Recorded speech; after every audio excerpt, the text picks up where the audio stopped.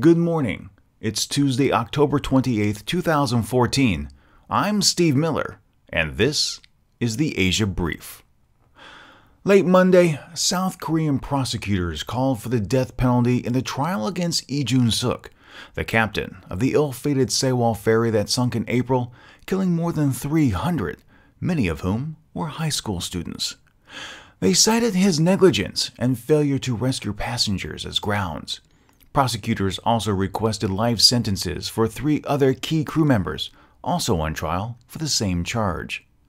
Prison terms ranging from 15 to 30 years were also requested for the 11 other crew members standing trial. Quote, "The captain made no rescue efforts after issuing a broadcast asking passengers to stay in their cabins. He didn't organize any rescue operations after leaving the ship," said the Yonhap news agency, quoting prosecutors. The death penalty is the maximum legal sentence in South Korea, but there's been a de facto moratorium on capital punishment, and the nation has not executed anyone since December 1997. Japanese officials traveled to Pyongyang, North Korea Monday to receive an update on their investigation into the fate of abducted citizens. The delegation will hold discussions over a 4-day period. Japanese Chief Cabinet Secretary Yoshihide Suga said the delegation will be headed by Juniichi Ihara, Director General of the Japanese Foreign Ministry's Asian and Oceania Affairs Bureau. North Korea said that there have been no developments in their investigation and invited the Japanese delegation for a complete briefing on the matter. That proposal was met with warranted skepticism by several Japanese lawmakers. One of the abductees, Megumi Yokota, whose life has been portrayed in multiple films, was 13 when she was kidnapped by North Korea. The DPRK released photographs of her before claiming she committed suicide in 1993. Now, there are reports emerging that she's still alive. Roaring Currents, the South Korean film depicting the naval victory by Admiral Lee Sun-chi over Japanese forces during the Imjin War, has become the nation's highest-grossing film of all time.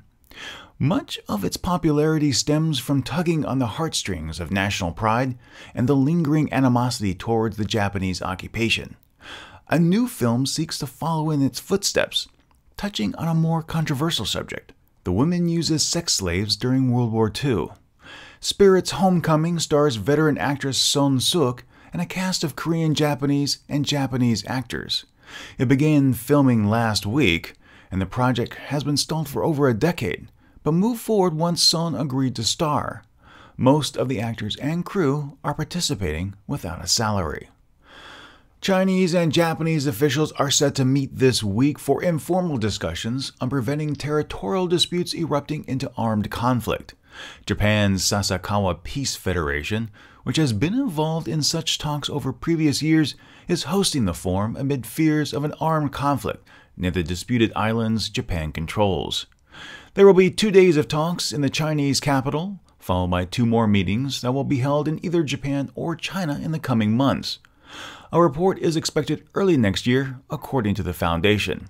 Quote, "We're hosting the meeting ahead of a resumption of official talks between defense authorities and hope to help deepen communication between the two sides and create a positive atmosphere for bilateral relations," said Foundation official Yu Zhan. Thank you very much for joining me today. Follow the Asia News Weekly Twitter and Facebook feeds for more news. The Asia Brief is licensed under a Creative Commons Attribution 4.0 International License.